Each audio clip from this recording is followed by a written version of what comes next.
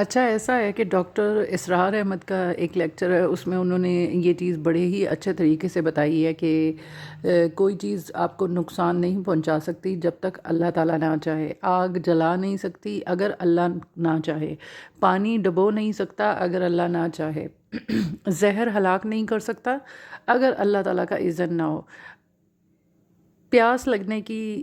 پیاس بجھنے کی صلاحیت پانی میں نہیں ہے، اللہ تعالیٰ کے اذن سے ہے، بھوک مٹانے کی صلاحیت اللہ تعالیٰ کے اذن سے ہے، کھانے سے نہیں ہے، ٹھیک ہے۔ تو پوائنٹ از دس کہ ڈاکٹر اسرار احمد کے اس لیکچر کے بعد میری لائف میں اتنا بڑا چینج آیا ہے کہ اس دن سے مجھے میری پرابلمز جو ہے نا وہ بہت چھوٹی لگنا شروع ہو گئی ہیں، کیونکہ یہ چیز مجھے کلیئر ہو چکی ہے کہ اللہ تعالیٰ جو ہے نا وہ ان کے حکم کے بغیر کوئی پرابلم ہم تک نہیں پہنچ سکتی۔ تو مجھے ایسا لگنے لگ گیا اس دن کے بعد سے کہ اللہ تعالیٰ میرے اور میری پرابلمس کے بیچ میں ایک بیریئر کے طور پر کھڑے ہیں، یعنی میرے پروٹیکٹر بن کر کھڑے ہیں۔ تو یہ دیکھیں نا، جب اللہ تعالیٰ نے یہ بات ثابت کر دی ہے کہ ان کے حکم کے بغیر ہماری بھوک بھی نہیں مٹ سکتی، کھانا ریزن نہیں بنتا، اوپر اللہ کا آرڈر آتا ہے تو وہ ہماری بھوک ختم ہوتی ہے، تو پھر اٹ مینس کہ کائنات کی ہر چیز، ہر برائی جو برا ہو رہا ہے ہمارے ساتھ، یا غلط ہو رہا ہے یا لاس ہو رہا ہے ہمارا، تو وہ بھی اللہ کے اذن سے ہی ہم تک پہنچا ہے۔ تو پھر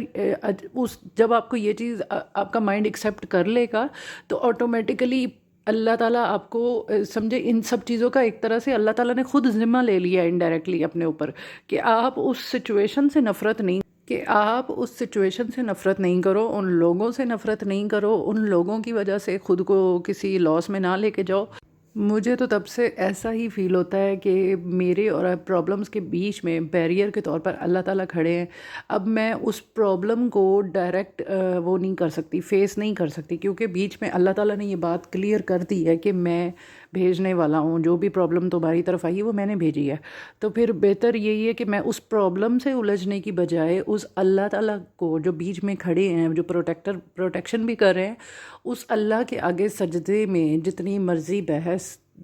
یا کہہ لیں ان کی منتیں کروں، اس چیز کو سارٹ آؤٹ کرواؤں، ہر پرابلم کو، نہ کہ اس پرابلم کے ساتھ الجھتی رہوں۔ تو اس ساری سچویشن کو اگر آپ اپنی فینٹیسائز کریں تو اچھا، مجھے پتہ ہے کہ اب آپ یہ سوچ رہے ہوں گے کہ اللہ تعالیٰ بیریئر کیسے بنے، پروٹیکٹر بیچ میں کیسے بنے، پرابلم اور اس کے درمیان میں کیسے آگے،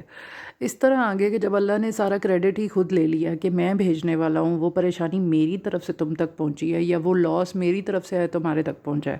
تو پھر آٹومیٹیکلی وہ پرابلم، وہ جو لاس بھیجنے والے لوگ یا وہ جو بھی ریزن بنے، وہ تو بچ گئے۔